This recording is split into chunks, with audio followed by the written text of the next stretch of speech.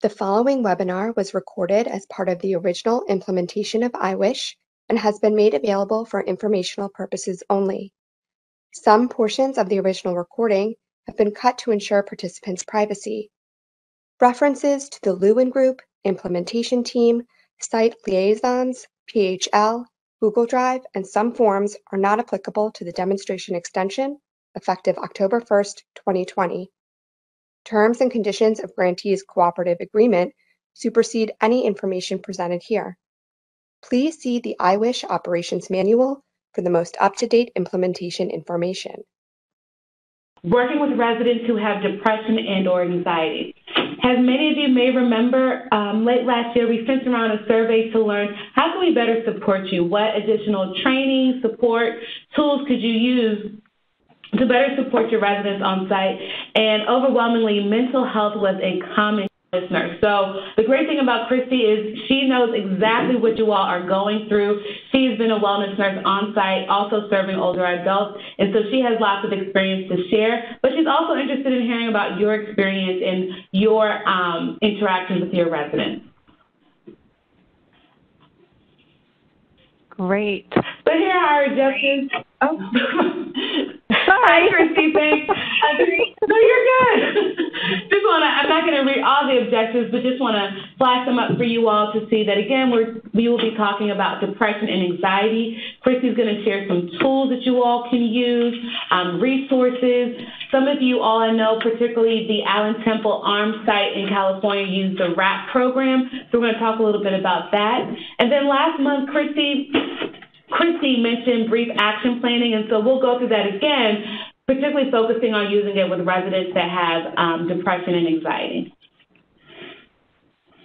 So I'm going to turn it over to you, Christy, to get this party started. Okay, great. Just a couple of things. First of all, if you guys like my slides, I'm going to give some kudos to Joy. I believe Joy and maybe others on the team helped make them look really pretty and helped with the graphics. So thank you very much, you guys, for helping with that. Secondly, I want to preface everything by saying I am not a psych RN. I'm not studying to be a psych APRN. I'm studying to be an adult geriatric primary care RN, or APRN rather. And what I want to tell you is that I am housed in federally qualified health centers. I've been there for, I'm coming on 15 months now, and I'm part of a grant program with the government as well, and that's one of the reasons why I'm doing my clinicals at these community health centers. And part of the additional education that we have had to go through is all on mental health. So it's been a fantastic experience, and I want to share some of that with you. So with that, let's start with a case study. We have Maria. She's a 72-year-old Hispanic female. She lives by herself, so she's in her apartment by herself.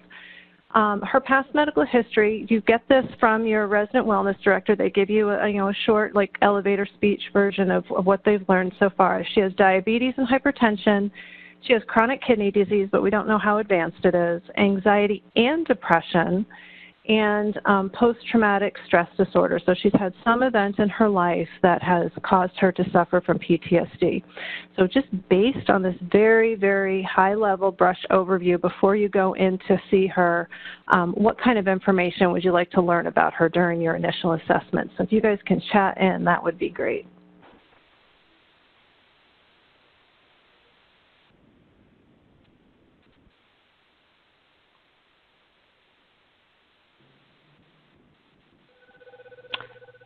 Maybe family involvement. Very good. So what kind of family involvement does she have? What does her support structure look like? Yep, somebody just put in family support. Very good. And Evelyn says yes. Anything else? Anybody else?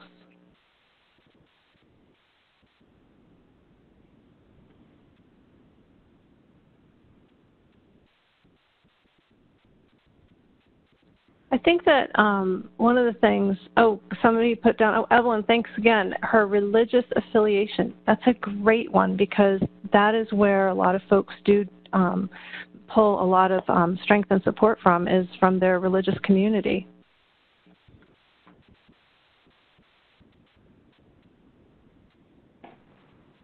And does she have a PCP? Very important. What's her medication? Yep. All very good thoughts. Yeah, how is she managing this whole, list of chronic conditions along with the mental health pieces, and and how is she getting by? Valerie says her current support network, if any, and that's good. Good question as well. All right, can we go to the next slide? So let's talk a little bit about depression, and it is the most common mental health disorder in our country, unfortunately, and it costs our healthcare system a lot of money, typically when it goes untreated. And when it is untreated, it is associated with suicide and poor clinical outcomes with coexisting chronic disease. So as we know, working with our participants, if there is something that is pressing on their mind, like I can't pay the rent, for example, then they can't deal with what's going on with them from a chronic condition perspective. It is the same thought process when they have a mental health disorder that can get in the way of them managing their chronic disease. And I think you guys have probably now seen quite a few examples of this. And I had a lovely physician that we worked with up in Vermont in the SASH program who said, listen, we were working on folks with diabetes. Let's ascertain if they have some depression or other mental health issues that they're dealing with so that they can effectively then be active participants in managing their diabetes. Depression is characterized by dysphoria, sad or irritable mood, and there are other signs and symptoms as well that go along with it. Can you go to the next slide, please? There are different kinds of depression. This is not an exhaustive list, but I'd say one of the ones that I've seen quite a bit is major depressive disorder, and I'll explain how you might actually recognize this as well. And this is when the symptoms have been present for longer than 2 weeks. And it's those symptoms like, have you felt down, depressed, or hopeless in the last 2 weeks? How many days out of the week? And, are you enjoying the things that you usually do every single day or half of the days of the week, or, or not at all. So those are the beginnings of seeing major depression. And really, we're going to talk about the PHQ-9. The PHQ-9 is a wonderful guide to evaluating where somebody is in the spectrum of illness. Bipolar is such an interesting mental health disorder, and it should have its own presentation, but the depressive side, the depressive episodes that often accompany the manic episodes of bipolar can really be quite devastating to someone. I've seen folks where they are standing up and walking all around their apartment and having to answer questions as they walk, and they fidget and do things in their apartment, and that's when they're in their manic episodes, to not coming out of their bedroom and all the lights are down, the window shades are down, and it's pitch black, and they just cannot mobilize and get out of bed. It's depressive episodes that occur in the winter months, so we don't get as much sunlight, we're not outside as much, and we definitely can see that. And we actually have a case study that speaks to this too. Persistent depressive disorder, depression that's present for most days during a 2-year period, and atypical depressive episodes with reactive moods, increased appetite, and sleep. I feel like that is me all the time, being in school. And then there's also situational depression as well, and I think we've probably all seen this as well, where the participant may have a stressful situation that they've gone through, a major loss in their life, and now they're depressed. So I'm going to ask a question, and I'm going to do an off-scheduled chat, but can you think of any types of episodes that could occur in one of your residents' lives that could prompt them to have situational depression for just maybe, like 3-6 months, and then they could be much better after that? Death in the family. There you go. Perfect. So, yeah, anybody that is losing their spouse, a child. I know for the older adults, when they lose a child, that's really, really rough. You could also lose like a neighbor, and we'll talk about some other situations that can bring on this type of grief that is associated with depression. Can you go to the next slide? Serious physical injury was another response from Emily. That's great. That is another definite issue that can definitely spawn depression. We also see this in folks that may have major medical events and then coming back from those medical events, like a heart attack or a stroke. Stroke, we've seen those examples, I'm sure, all the time. Heart attack as well can cause some depression. The depression symptoms you can see here, so feeling sad or empty, thoughts of death or suicide, aches and pains, overeating and weight gain, lack of appetite, poor memory, concentration, and decision-making, insomnia or lack of sleep, fatigue and lack of energy. So it can go both ways, right? You can be up all night or you can be sleeping all the time. Anger and irritability, no pleasure in the activities you usually enjoy, feeling excessively guilty. You may see older folks who they're reviewing things that have gone on in their lives and they're feeling guilty or regretting certain things that happened or certain actions that were taken. Feeling worthlessness, feeling hopeless or helpless. So minor depression is 1 to 3 of those symptoms, so it's a depressed mood and 1 to 3 of those symptoms. And then severe depression is this depressed mood or anhedonia plus greater than or equal to 7 to 9 symptoms. And anhedonia is that not enjoying the things you usually do as well. So next slide, please.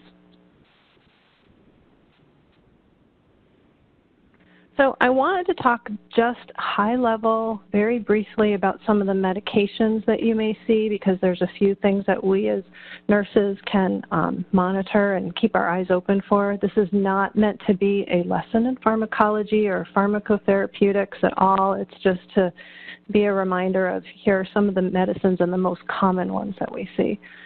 So the first group of medications that we see our folks take are the selective serotonin reuptake inhibitors, the SSRIs. And the names of those are things like Paxil, Prozac, Zoloft, Lexapro, Celexa, and there are others. If you look up on any medication app and just put in SSRIs, you'll get the whole list of them. They're pretty well tolerated. They have a low risk of overdose. What I really like about SSRIs is that we can start somebody on a low dose, especially with an older adult population. That's always key. Start low and go slow is kind of the motto. So you can start at a nice low dose and you can titrate upwards and see how the person how it's affecting the person. And it's a first line for depression. I've also seen them used in fibromyalgia and like hot flashes for ladies going through menopause or having menopause-like symptoms, which I have seen folks have menopause symptoms up into their 70s. So Paxil was actually rebranded, and I can't recall the name off the top of my head, but it's exactly the same brand. It's the same generic, rather. It's just a different brand name for managing hot flashes, so they just remarketed it differently.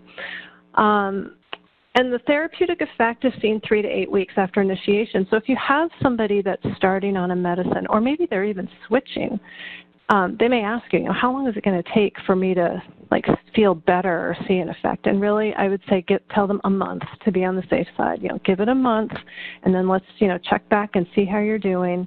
And if in between they're not feeling well, when they're really having significant signs and symptoms of depression, they should be calling their provider back if it's prescribed through their PCP, or maybe they are seeing a psychiatrist. Common side effects are sexual dysfunction. So for men, that can be anything from low libido to erectile dysfunction. In women, it's definitely low libido. We've seen that quite a bit.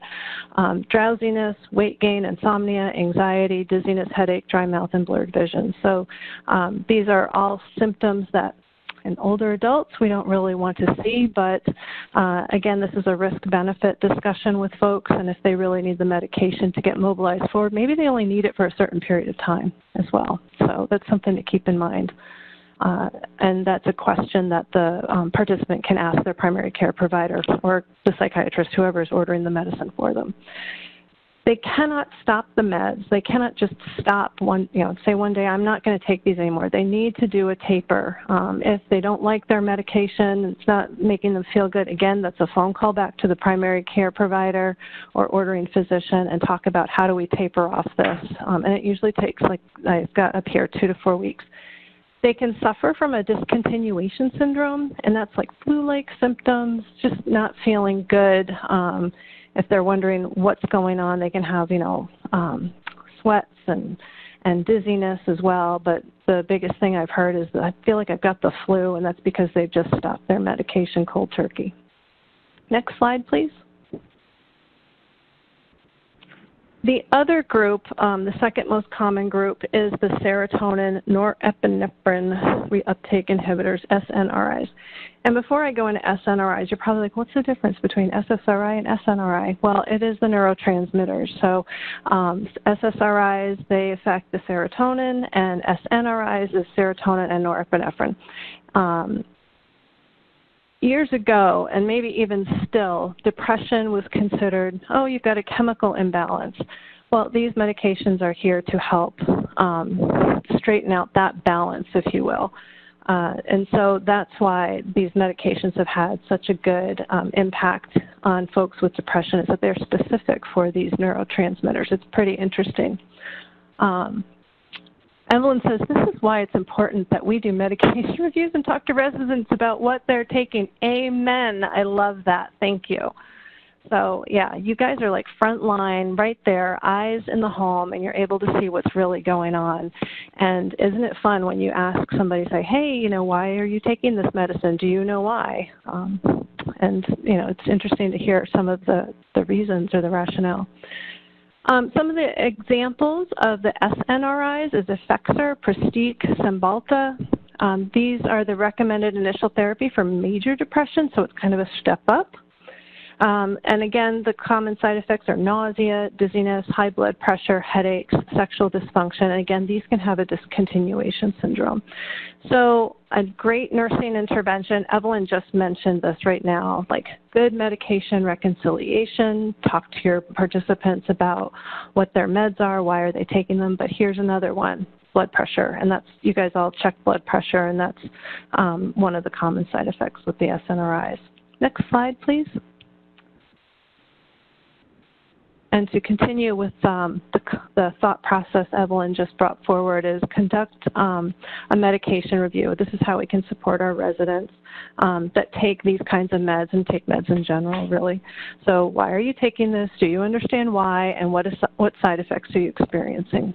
And medication education, not stopping the medication abruptly, the side effect profile, monitoring the blood pressure, and then coach your residents on how to talk to their provider about medication usage. This is important because I just showed you a whole list of different medicines, of the SSRIs, the SNRIs. If somebody isn't happy on one medicine, guess what? We can try something different, and sometimes it might take a couple of different medicines until they find the right one for that person that they're going to be able to tolerate, and that they will have relief of their depression symptoms.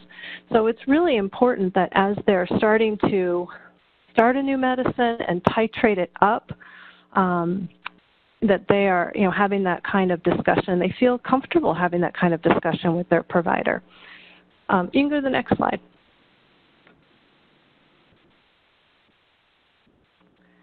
So the PHQ-2 and 9 are just really great tools.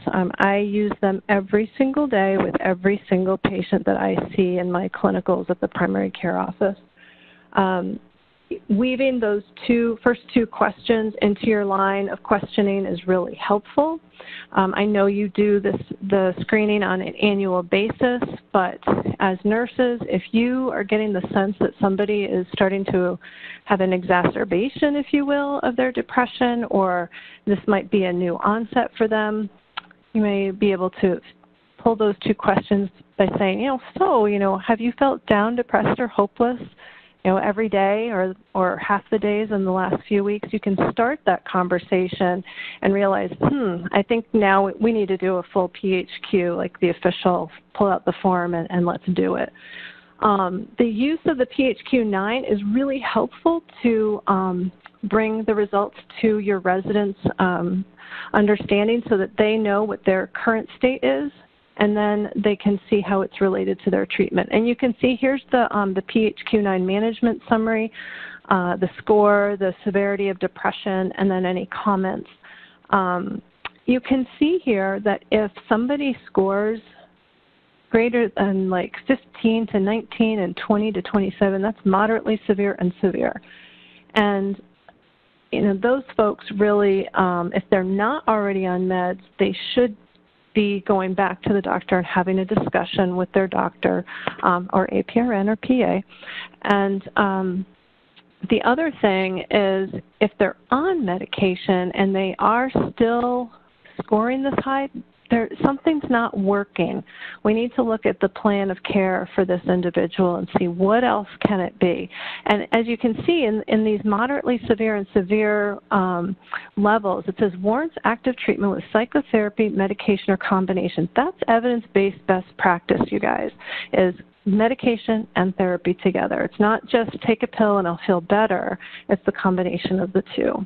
And it's not just one size fits all, and I will get to that in, I think, the next slide. So can you go to the next slide? So therapy, there's different types of therapy. There's talk therapy, there's CBT, there's, even some folks incorporate mindfulness. But this is one of the best statements I've heard of this year. The best treatment is the one your resident will engage in.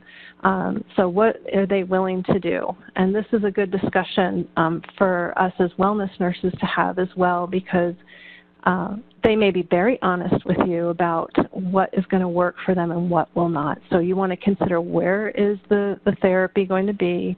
What is the transportation? Because many folks don't have transportation. What is the cost? Do they have a copayment and insurance coverage?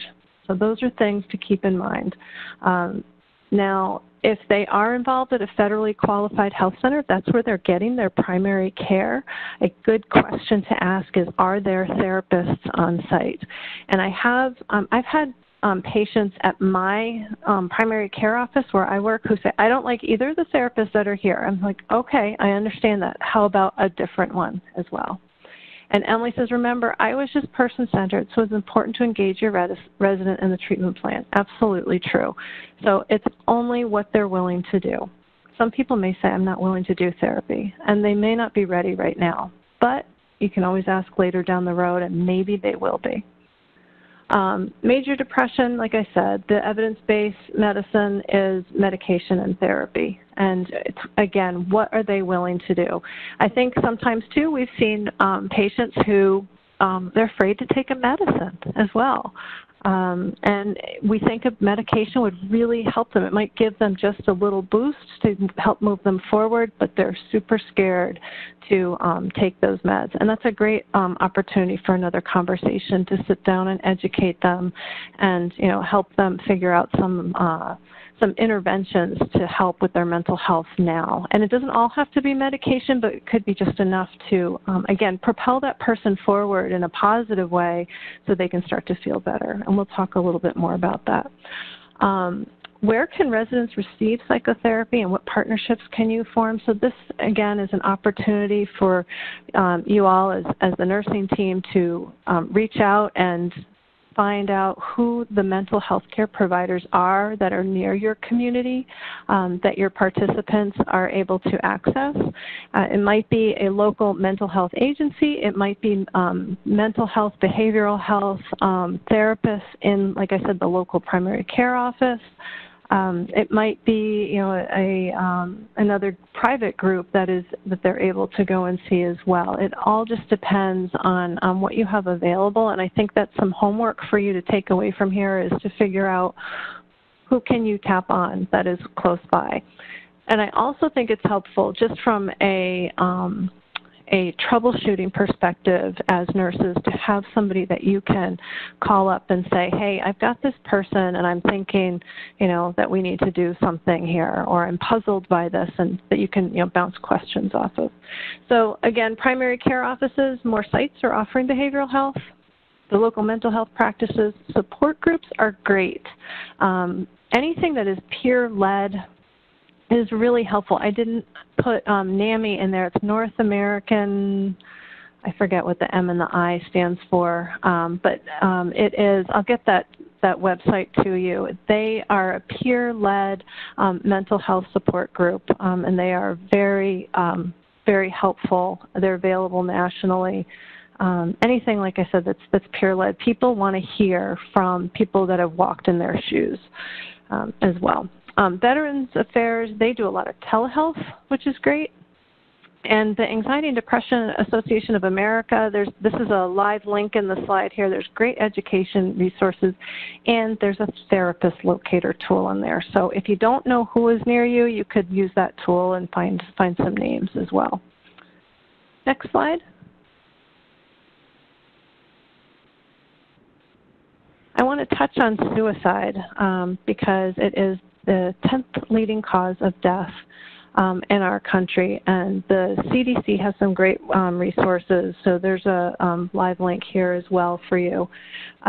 There's definitely risk factors that we should all be aware of, and depression, somebody that has a diagnosis of depression, they are at higher risk for suicide. But anybody that's previously attempted suicide, they have a physical disability or illness, if there's exposure to bullying, we've seen that in teenagers a lot, and we do see that sometimes at housing sites. Recent death of a family member or a close friend, relationship problems, feelings of hopelessness, history of substance abuse, losing a friend or family member to suicide, history of mental health condition, access to harmful means, and recent traumatic events. So we do see that if you did look on the website for suicide statistics for the CDC, the older population does have a higher prevalence. So I think that's where the PHQ-2 and the PHQ-9s, they really do come in handy for you to A, evaluate them annually, and then B, ongoing evaluation as your nursing judgment sees fit as well. Next slide.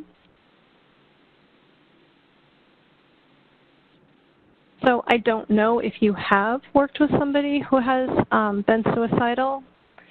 Unfortunately, you probably will if you have not already.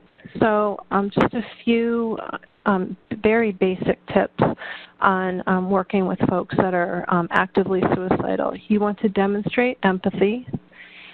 You want to evaluate the risk factors, and you want to evaluate the risk itself.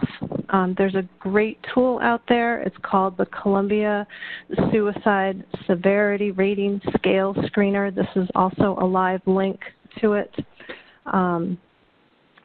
And I think it's important to really evaluate if somebody is actively thinking of suicide and if they have the means to do so. You want to provide support based on risk. You want to call the ambulance if they need to, and have that discussion with them. Now, I know that I have called the ambulance before, and I've said to the person, I'm calling 911, and it's up to you whether you go or not. Somebody's just put in here, it's also important to remember that a person is also at risk for suicide after starting therapy when they have gained energy to carry out a plan. Okay. Am I missing another part of that? No, that's from Valerie. Great, that's good insight. Thank you, Valerie. And I gave you, like I said, I gave you a link to the Columbia Suicide Severity Rating Scale, and I think that that's a good tool to use. It's got an initial screener on it that you can check out and keep those questions in your pocket, for example.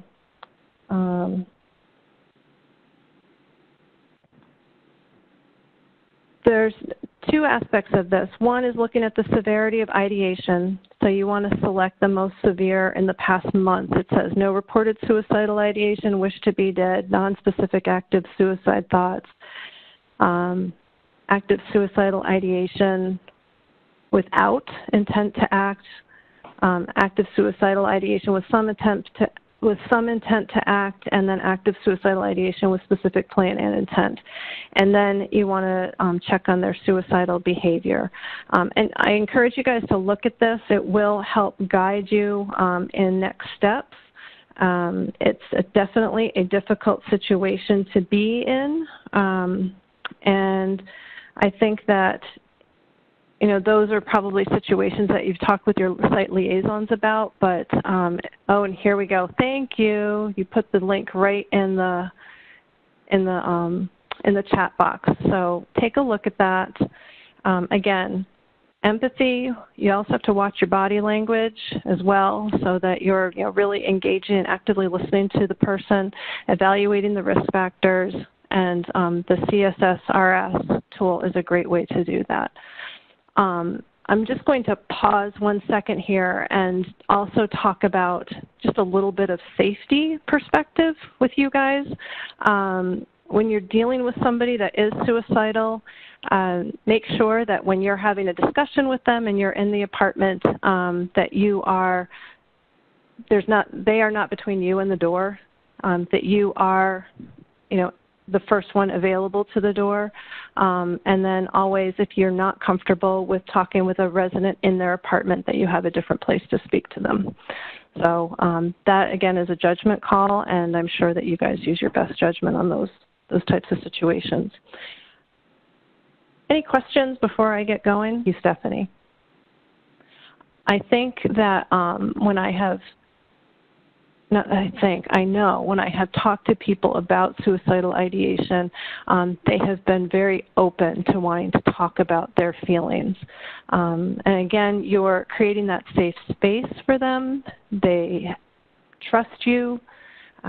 They want to express their pain and suffering that they're going through, and very typically you will find them that they will start to open up about what's going on with them. What are they thinking? Are they planning? Do they have a plan? And those sorts of things. And I think that that's it's a tough situation to be in, but it is pretty impressive that somebody can share that type of insight with you, so that then you're able to help them get to a next step and help them. Sometimes they might need to go to the hospital, and sometimes an urgent health visit, an urgent visit with their mental health provider would be great. If they don't have a mental health provider, then they could go see their primary care physician, APRN or PA. All right, any other questions?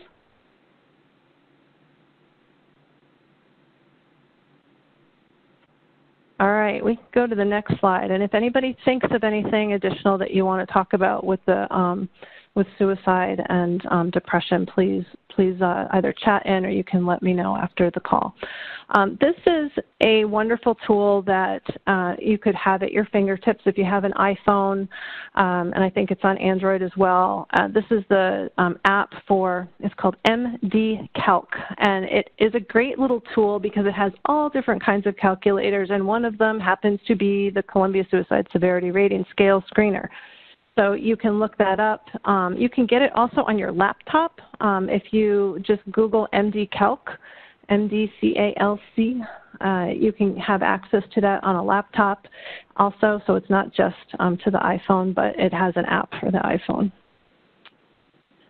Next slide. All right, so I'm going to shift gears a bit and let's talk about anxiety, and this as well as a spectrum of disorders. There is generalized anxiety disorder. I think we see a lot of this with our folks, and I'll bet there's a bunch of folks that are not diagnosed as well as depression, but I think a lot of folks are not diagnosed appropriately for anxiety.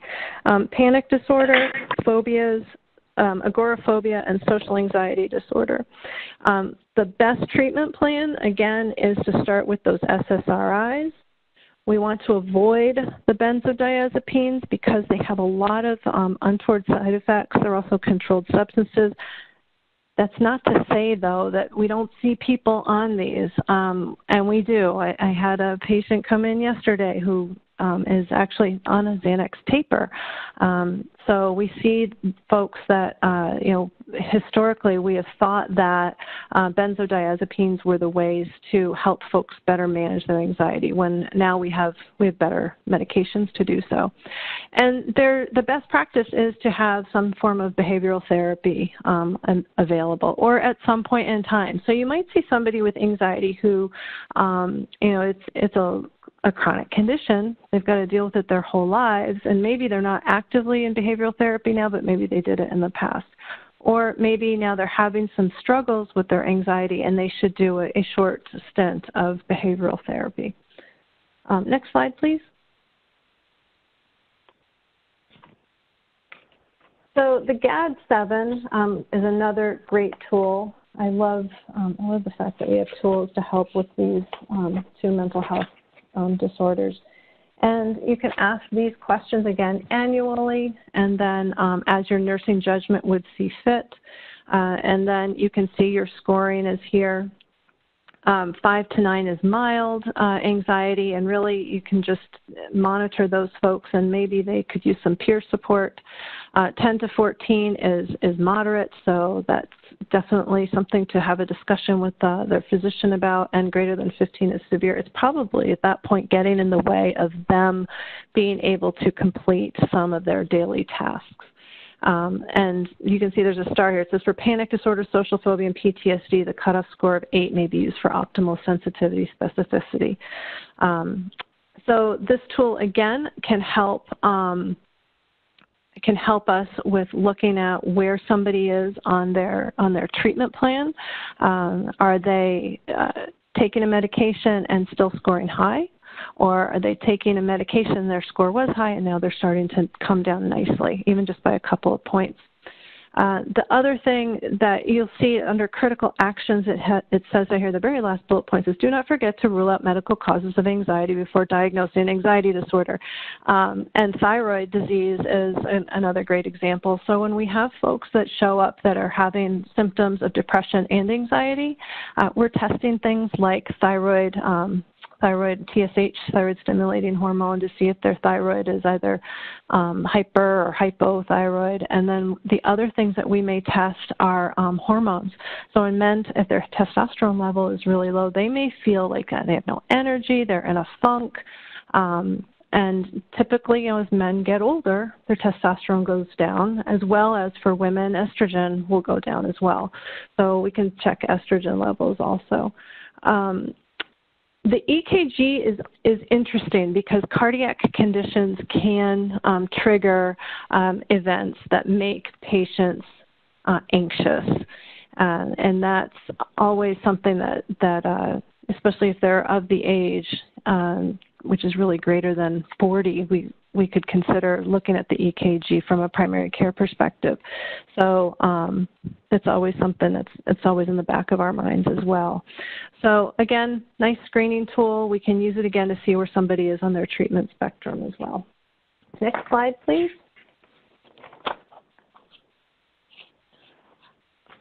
And how many of you have seen depression and anxiety occur together?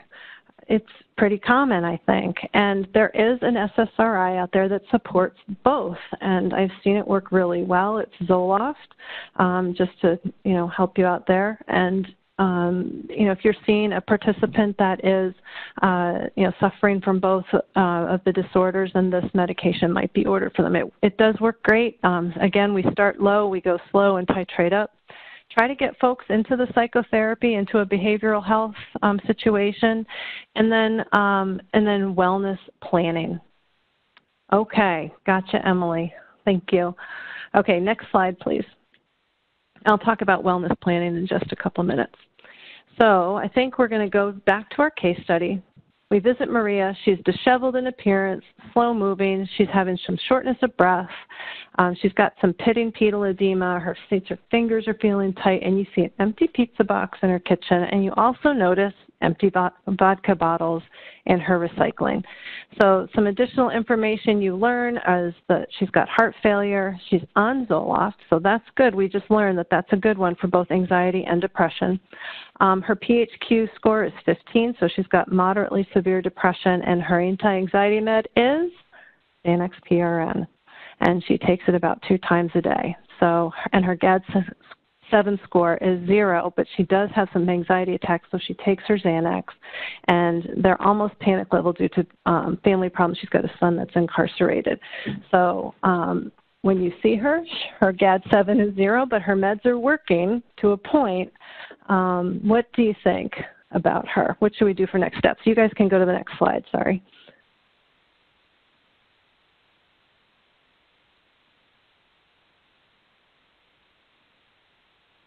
Any suggestions for next steps? There's a whole host of things we could do, and I don't think there's any wrong answer right about now.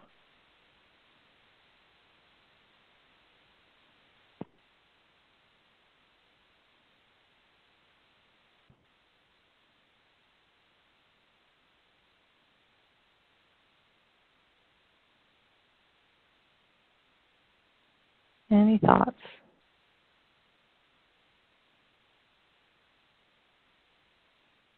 She possibly has a substance abuse problem, so screen for that. Very good.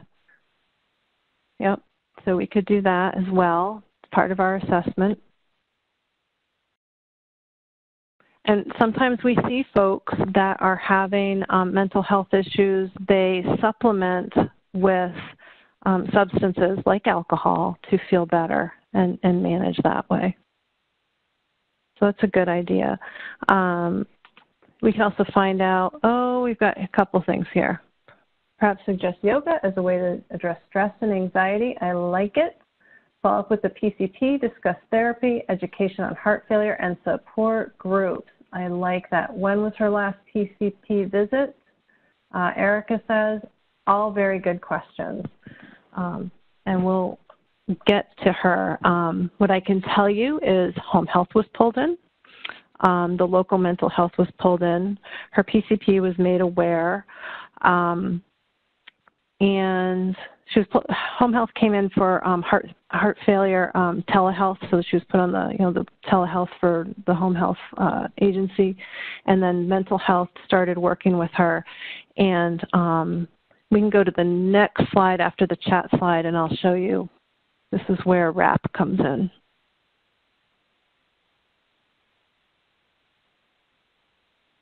Other way, guys.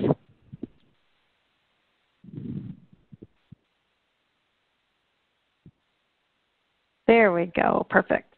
So at the time that I started working with this resident, I wasn't as knowledgeable of RAP, but RAP stands for Wellness Recovery Action Plan, and this is a live link to it.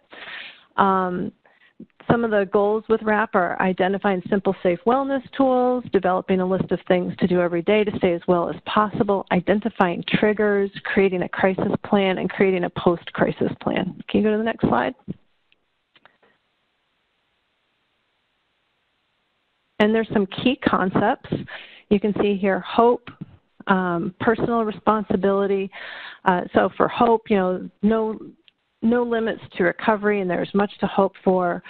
Personal responsibility, this is, again, teaching the person to self-manage their condition. Education, providing them to be educated about mental health recovery. Advocacy, so that they are their own advocates. We really like that. And then support, a strong support system helps participants as they navigate the road to wellness. The RAP program, when you click on that link on the previous slide, you'll see it was developed by a woman by the name of Mary Ellen Copeland, and she suffered from depression, and she developed this program. And ideally, there's a group program. You can go to the next slide. There's a group program that is ideally peer-led that helps participants work through this process, and it's really really been helpful for the people that I know that have attended this program. And I think I want to say it's around 6 to 8 weeks, I think, if I'm remembering correctly. You want to plan for wellness. So the participants of the program, they develop a wellness toolbox. So Evelyn said, suggest yoga as a way to address stress and anxiety. So what is this person's personalized list of resources? So one of Maria's tools was, I'm going to sit down, I'm going to put on my classical music, which I absolutely love, and I'm going to enjoy that for about 10 minutes, and that should help me decrease my anxiety level. And the other example, you can see there's a whole bunch of examples here. A daily plan, so there's a daily routine of what you do that helps you stay well. Do you get up? Do you meditate for 10 minutes? Make your cup of coffee and call your best friend or something like that. What are the stressors? Identify the events or circumstances that make the resident feel uncomfortable or worse, and then any early warning signs that they're going to feel worse. And some people know, like, oh, I'm heading in a bad direction. Go to the next slide, please. And when things are breaking down, that they have a list of signs that they are not well, and that they share this with someone as well. And this is an opportunity to use the Wellness Toolbox and develop an action plan. So Maria had a little notebook on her coffee table that said, "This is my Wellness Toolbox." And so anybody at all could go in, and so me as a wellness nurse, I could go in, I could sit down in their living room, pick that toolbox up and say, okay, let's do one of these things. And one of them was just the counting breathing, you know, breathe in for 4, hold it for 4, and then breathe out for, I think it's 6, you know, to a count of 6.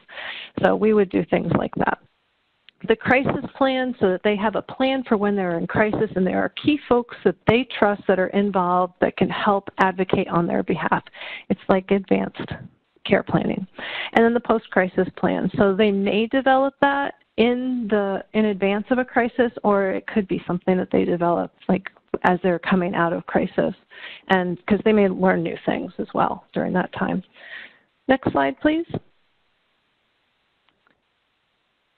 And so we talked about brief action planning at the last webinar, and you can use brief action planning in these same scenarios. And I did this also with Maria. It helps quite a bit when you're looking at developing a wellness toolbox, and name one thing that helps you feel good that you can use on a daily basis. And that is the beginning of a brief action plan right there.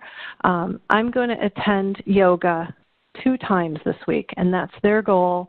Create it into a SMART goal, and then how confident are they? Are they a 7 or higher? And then check back in with them and make it part of their healthy aging plan. And I again have the link here to this plan that you see on the screen. Next slide.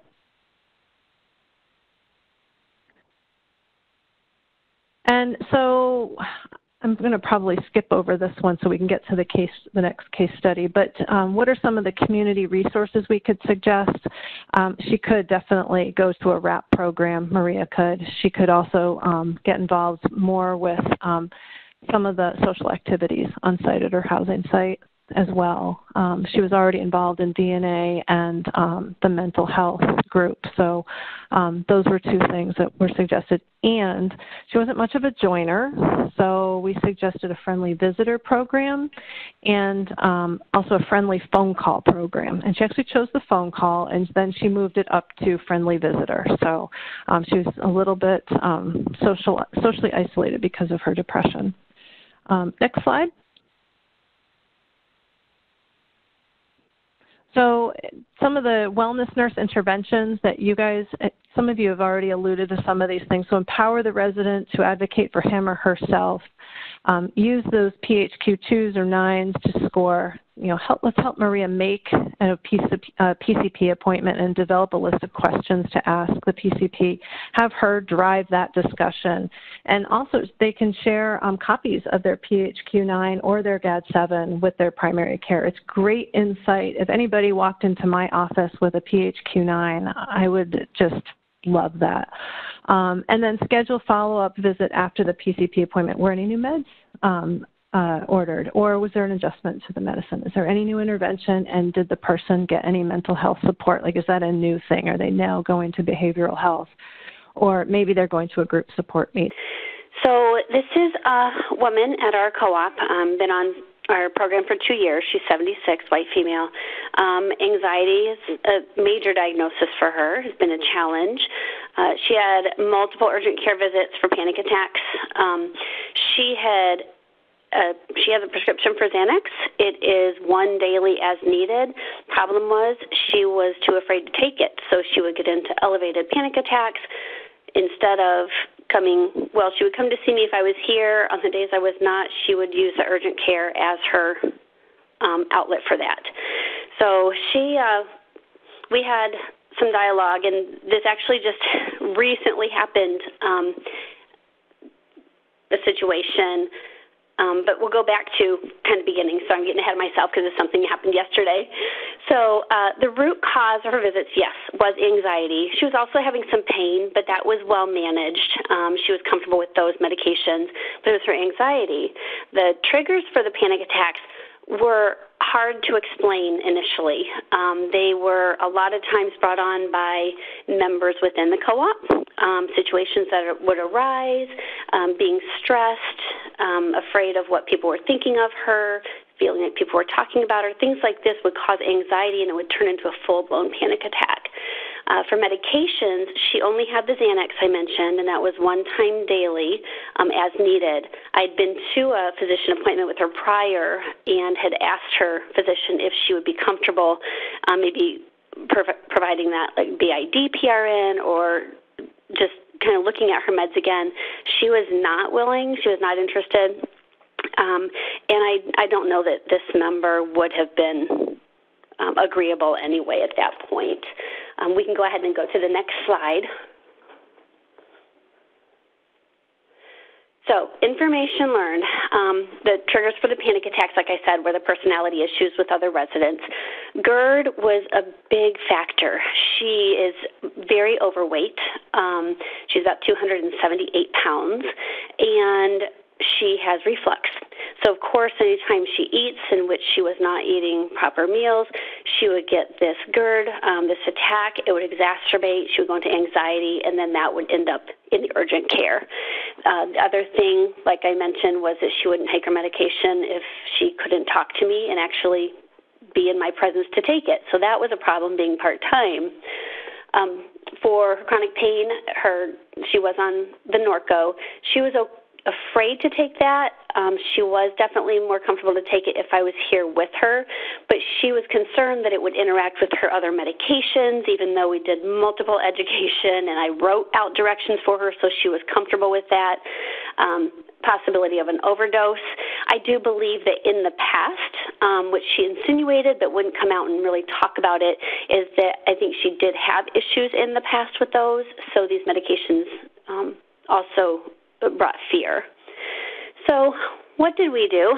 We talked about all kinds of things, especially just education and a plan, did an IHAP, talked about relaxation and distraction techniques, deep breathing, having coffee with a friend who she's very close to. That would, and that's funny because that helped initially, and then that friend, she can also be a negative person, so then her negativity was wearing on this member, and so that would get her into a down mode, and then that would be a concern. Education about the Xanax dose and indication for use. And again, I would write these out for her. I would write her a note. At one point, I made a note letting her know it was okay to take her medicine, reminding her it wouldn't interact with anything. She put it on her kitchen cabinet where she keeps her medication so she could remind herself of that. Education regarding medical issues. She also has peripheral vascular disease, a lot of edema in her legs, has had some procedures for that, but just medical issues, our comorbidities really add to the anxiety that can go, and it can exacerbate and even start that at times. So triggers and tools the participant can use. We discussed those, talked about her triggers.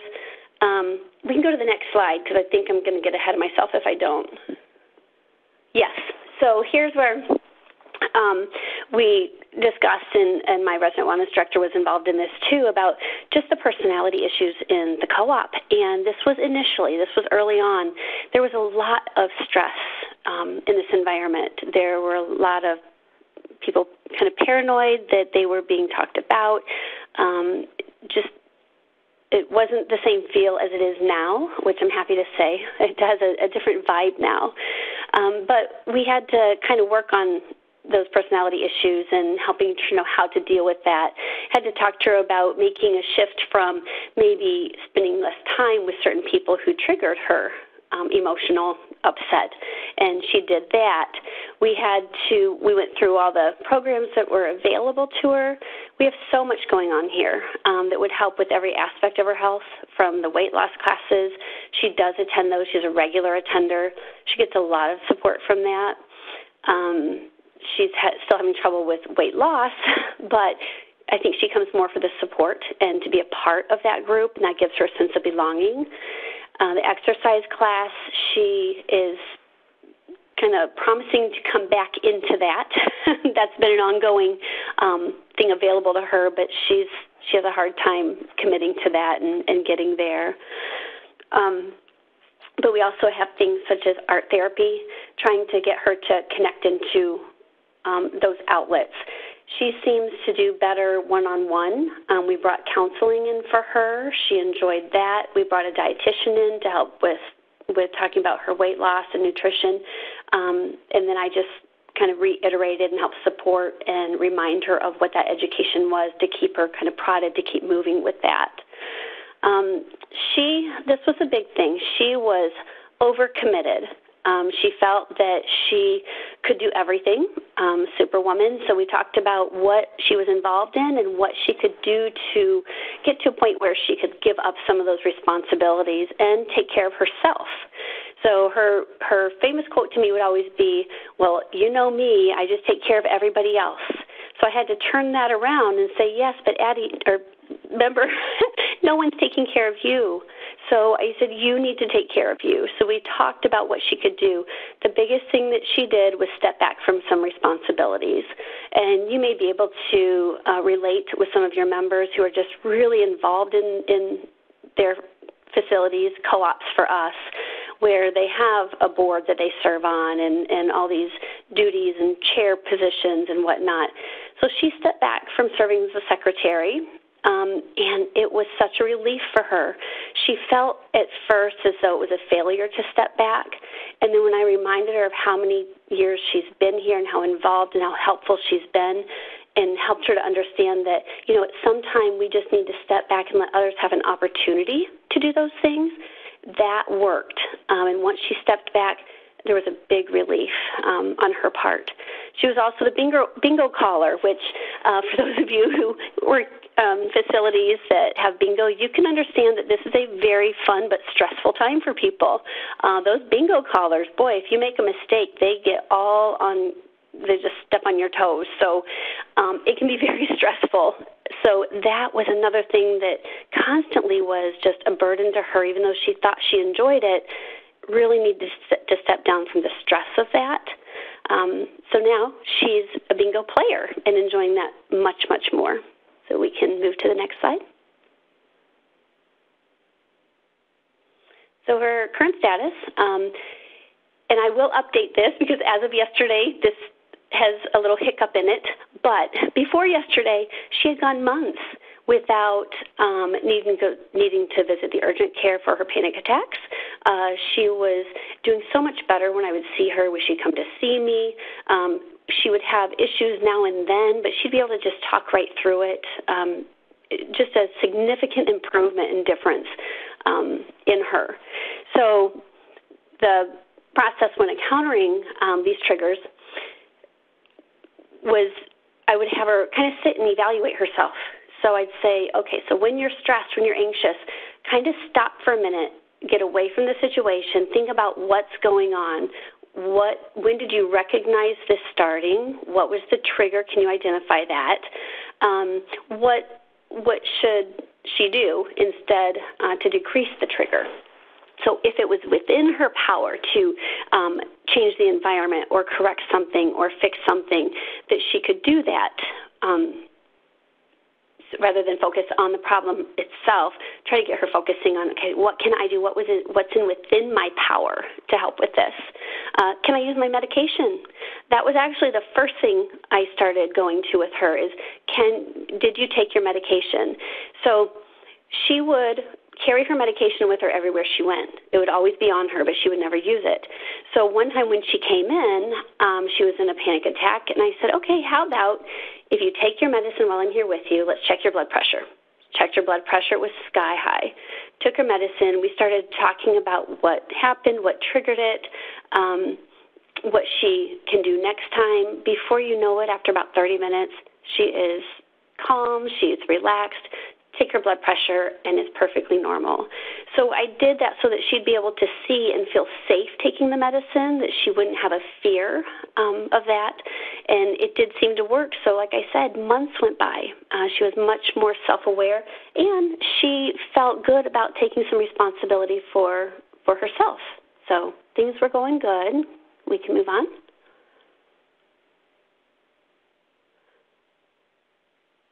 So healthy behaviors. So these are the things that we worked on having her kind of get involved in, do for herself, kind of to take her focus off her anxiety, but to see herself being proactive. And again, something within her power. So one was, it says using the new step in her apartment. I'm sorry, that was an oversight on my part.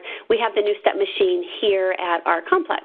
So I showed her how to use that. I asked her to start doing that twice a day, even if just for 10 minutes, and then moving up minute by minute so she could see some progress, something good that she's doing.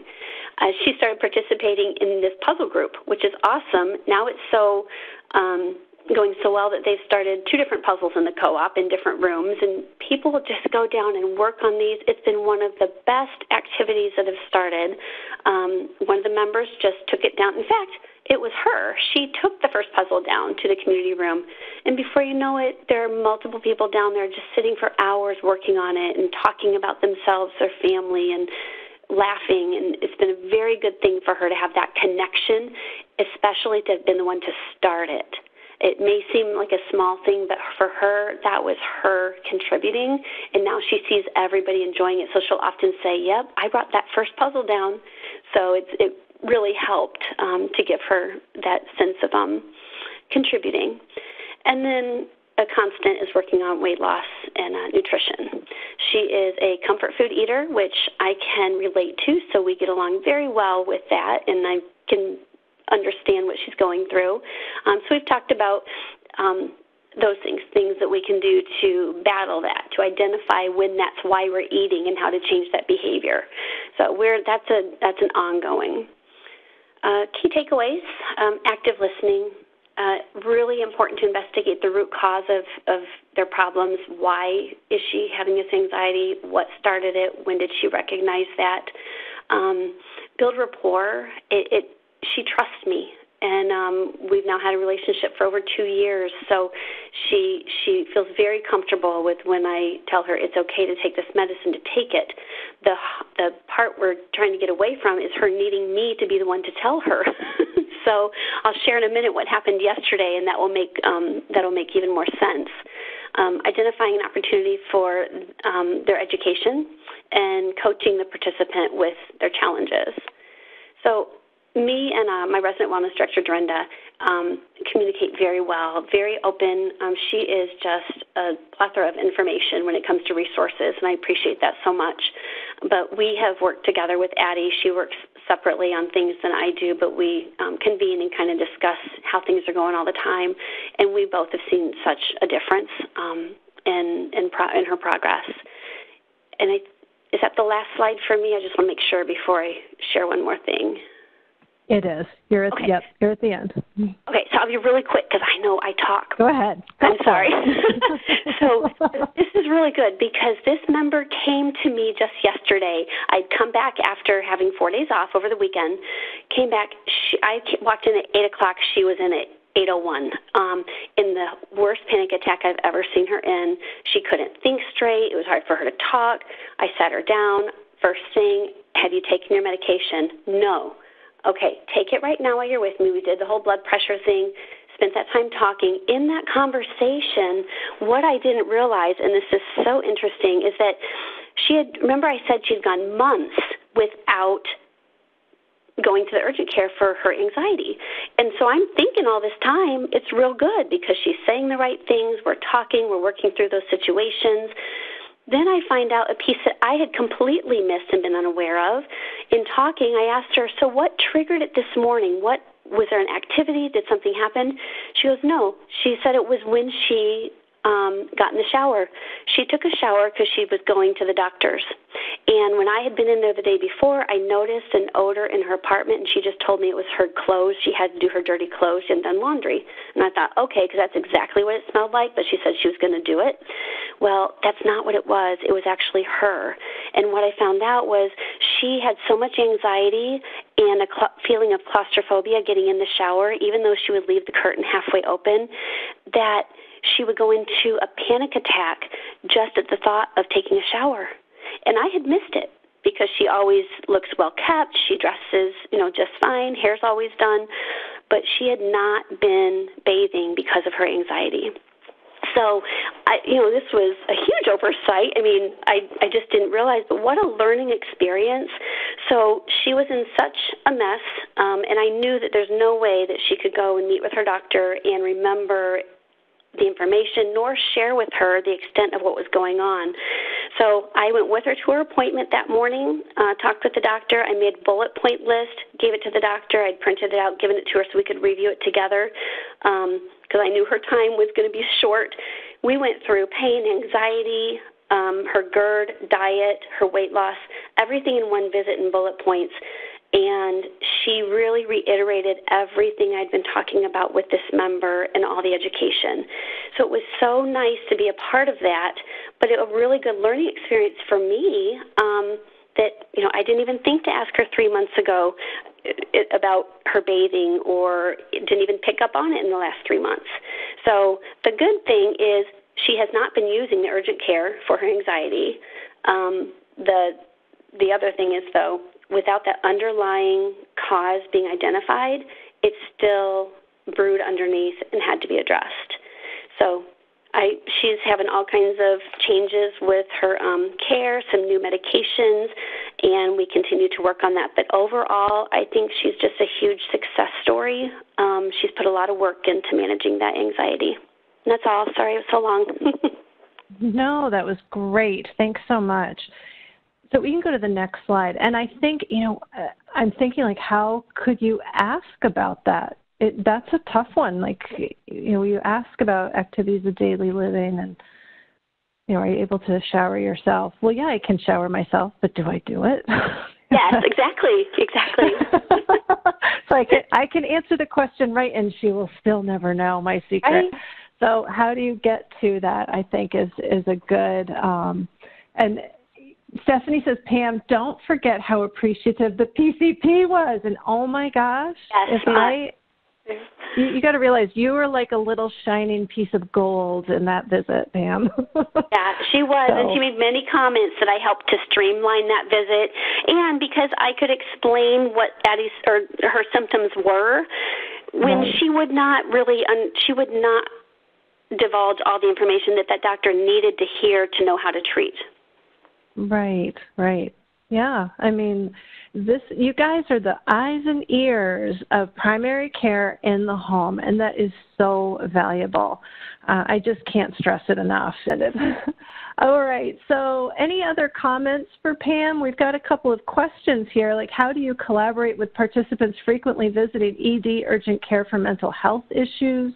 What strategies have you used to help residents become more self-aware regarding stressful situations? And one thing that I really liked that Pam did was the whole aspect of let's sit down, let's talk about what happened, what was the trigger, what was your reaction, what can you do? So trying to, it's like muscle memory. Like if the more you ask those questions, the more it teaches the participant to say to themselves, okay, what just happened? What is my trigger? And so hopefully they start to learn some of those skills on their own as well. Any other thoughts? Any other questions you guys have?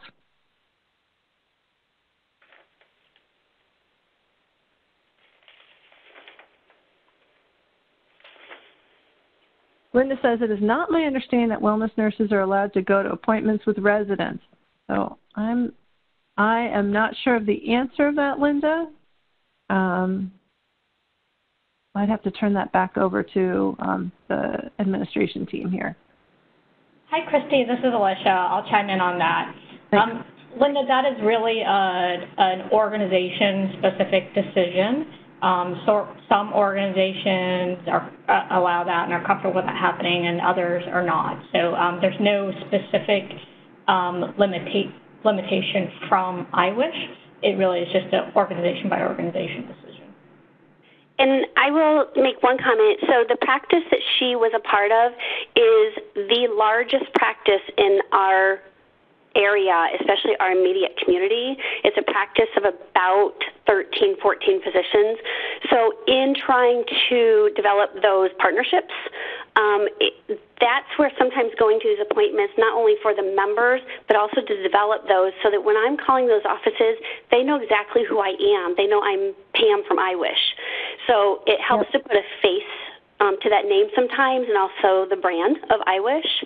So it would definitely, I would imagine, be a individual decision based on where you're working, but that's some of the benefit to being able to do that. And I don't do a lot of those visits at all. This is actually just someone who needed it at that moment. Great. And Linda says she totally agrees with you. She said it must be her, her site issue, or agreement rather. So the other thing that I can say is, having not, I myself did not go with residents to appointments in my wellness. I did appreciate, actually, we were invited, myself and my resident wellness directors, we had 2 for that site, were invited to come and talk at one of their lunches with all of the providers. So, it's like grassroots marketing, I guess, right? So.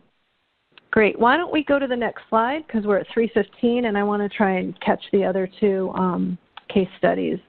So we talked a little bit about, actually Pam mentioned the IHAP. So depression, you can put things down like evaluate the PHQ annually and more frequently per nursing judgment. You guys know your participants. You know when something is off, and if you're feeling like, something's changed, something's different, they seem to be more depressed or having more episodes of anxiety, let's pull out our tools and let's just run right through it. And it's the same thing with anxiety, GAD-7 annually and more frequently if necessary. And discuss activities with your resident wellness director. What can be offered to this participant? How can we work together to support the resident? And, what suggestions, what brainstorming can you guys come up with? Next slide, please.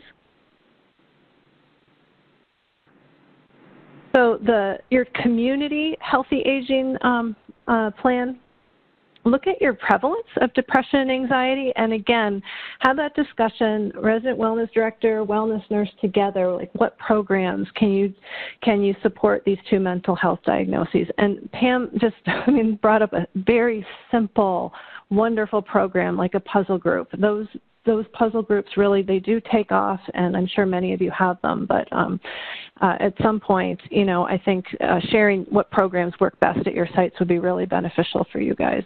Next slide, please. So the final chapter of Maria, she had, unfortunately, her heart failure progressed significantly. She was New York Heart Association stage 4. She was end stage.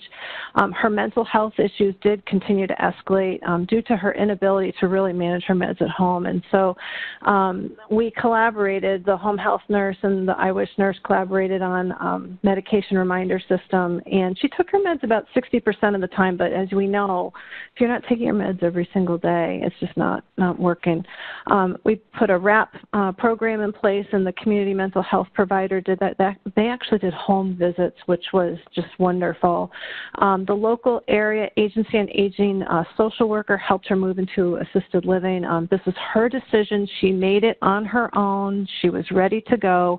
She had a completely estranged family. Her brother actually came back into her life. She did pass away. She had a very peaceful, I'd say, last 6 months of her life, and her death was, as we would classify it, was a good death. So we can go on to the next slide, please. And you can see we just wrapped a ton of services around her as well. Some tools at your fingertips. These are all apps. They are all available on the internet, but Medscape, I may have told you guys about Medscape before. It's a free app. It can also be downloaded onto your laptop. Not downloaded, but a link on your laptop. You can look up all of your meds, any conditions. You can do a drug-drug interaction checker, which I absolutely love. I use this every day. The MD Calc, which I talked about, SBIRT has an app, and somebody mentioned, let's see what Maria's alcohol screening was at. This is a great tool for using SBIRT, screening, brief intervention, or referral to treatment. It is evaluating how much does somebody drink, if they're using illicit drugs, if they're using prescription drugs. So I encourage you to check that out. And then Suicide Safe is another really good tool to have at your fingertips. So the CSSRS screener is in MD Calc, and then Suicide Safe is a really good resource for education and tools for you all. Next slide, please. So I'm going to try and get through one more case study. If I can do both, I will do my best. Keisha's been working with an 88-year-old Caucasian female. She's got arthritis, chronic pain, and depression. Right there, I see warning signs, right? Arthritis and chronic pain and depression. So that right there could definitely, one can exacerbate the other for sure. The participant ambulates with a rolling walker. They are a high fall risk. Also involved in the co-op as a volunteer in the office, similar to Pam's case study, and participates in programs such as the Falls Prevention Program, Nutrition Program, and they had a Tech Goes Home program as well. Next slide. The participant's depression manifests in various symptoms. She self-isolates. She does take amitriptyline. That is not an SSRI or an SNRI. I think it's I want to say it's a tricyclic, and titrates. She has seasonal depression as well, so her depression can get worse in the winter, so she'll go up to a higher dose in the winter months, and then as the seasons, as it becomes springtime, she'll have her dose brought down. Her son passed away this time of year, so it's a tough time of year for her. For sure. So lots of memories there, and, you know, thinking back about a difficult time for her. She does rounds with her walker. That's one of the signs that the wellness nurse and resident wellness director know that she's okay, that she's, you know, going around and checking in on people and checking in the office. The wellness nurse does interact with her regularly. The participant attends an Age Strong program on Tuesdays, and she participates as much as possible. And this is a quote from her: "When I know it's a bad few days, I know I need to do something around people better than being alone." So this is a lot of self-awareness here on this participant's part that she has gained, and in terms of knowing, you know, my symptoms are starting to get worse, I need to do something, and we have a program here that I can get engaged with. And this is one of the beauties of having the IWISH program. Grief Workshop is hosted by the local hospital. They discuss ways to get through the grief. It's a group setting in which you can talk about anything you want, and it's offered periodically. So this is the local hospital, as Keisha told me. They've come in and done this program, and they're getting ready to do another offering, I think this month of March, if she told me, if I'm remembering the conversation correctly. So it's kind of like when they have the time, they will come and do this. And, you know, we see grief manifest in different ways. We see grief come from various different reasons. It could be the death of a loved one. It could also be, you know, a big change, a big life change. You know, how many people have we seen get really depressed when, say, they've got to give up driving, or they've just moved into the apartment complex as well. So that's a big life shift. So we need to think, you know, not just in terms of things of like, you know, just deaths and blood relatives, but think beyond that. You know, one of the neighbors dies. That's also going to hit a lot of people in the apartment complex as well. Next slide, please. So the wellness nurse checks in with her one to two times a week. They also do a blood pressure check and a chat. So Keisha's checking in with her and, you know, doing a little bit of socialization, which is probably very beneficial for this participant. She's open about her depression and how she manages her mental health day to day. She misses her loved ones that have passed on, especially her son, and that's very understandable. Here we go. Challenging transition to give up her big house to live in her own apartment. And she used to care for a large family, and now she's trying to adjust to living alone and only taking care of herself. You know, we've got, I'm sure there's many women out there who come from large families. They were the doers and like the central points of the family, and if they're moving into a single apartment, especially by themselves, it is a very big shift in their life. States that there are times when she feels lonely and down and has good days and bad days, but again, tries to stay busy. Keisha encourages the resident to express her feelings of loneliness and grief during their visits, so she's creating that safe space. And the resident is able to say, you know, I'm sad, I'm depressed, and they're vulnerable at that time. So it's a perfect opportunity for them to express those thoughts and feelings with you. The resident did participate in the grief workshop and support session hosted and benefited from it immensely. And she has been really, really happy to have the IWISH program available. And as Pam alluded to as well, like the programs that are offered and the abilities to create these person-centered healthy aging plans, I think are really beneficial to people. They can choose from a menu of options of what's going to help them. And that also speaks to the tenets of the WRAP program as well. Like, what are just the tools in my toolbox? And it can be definitely things that you're offering as part of the IWISH program. Next slide, please. So one of the key takeaways from this case, rapport building is important, and I think you're hearing a constant theme here, rapport, rapport, rapport with our participants. Knowing the signs of increased stress and triggers and interventions to combat are key. So once you do the initial evaluation or assessment rather of your participants, then you're able to go back and see, you know, are they behaving the same way? Are you seeing changes in them? And that's why whenever I've started working with a participant from their very first visit, I say, this is what I want to learn about you now. You know, let me understand how you are when you're healthy and well, so that then I know how you are when you are not healthy and well. And that goes especially for mental health as well.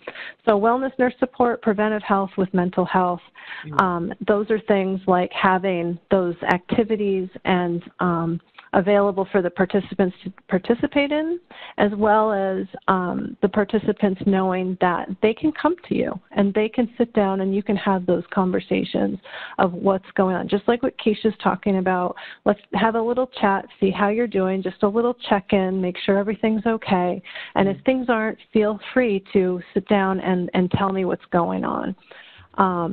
And I also want to remind you that you as the wellness nurse team and the resident wellness director, you may be the only contact that a person has for many days.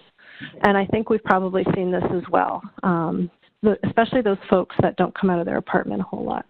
So let's go to the next slide.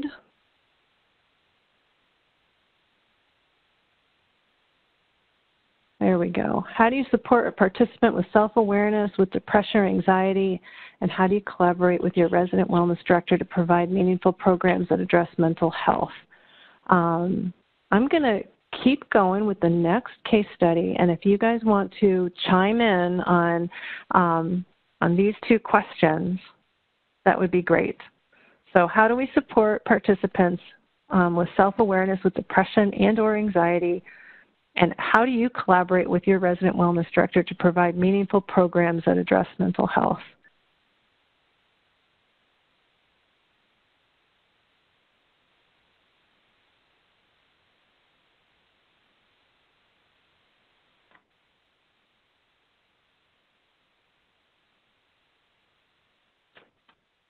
Erica says, I'd like to ask the residents what kind of communication plan we can come up with, how often for check-ins, et cetera. I love that. That's a great way to phrase it. What kind of communication plan? What's our follow-up plan? How often are we going to talk to each other? And you might find that people initially will want to see you more frequently, and then those visits will taper off as well. I think that that's, you know, it's the upfront work, if you will. So great comment, Erica. Thank you.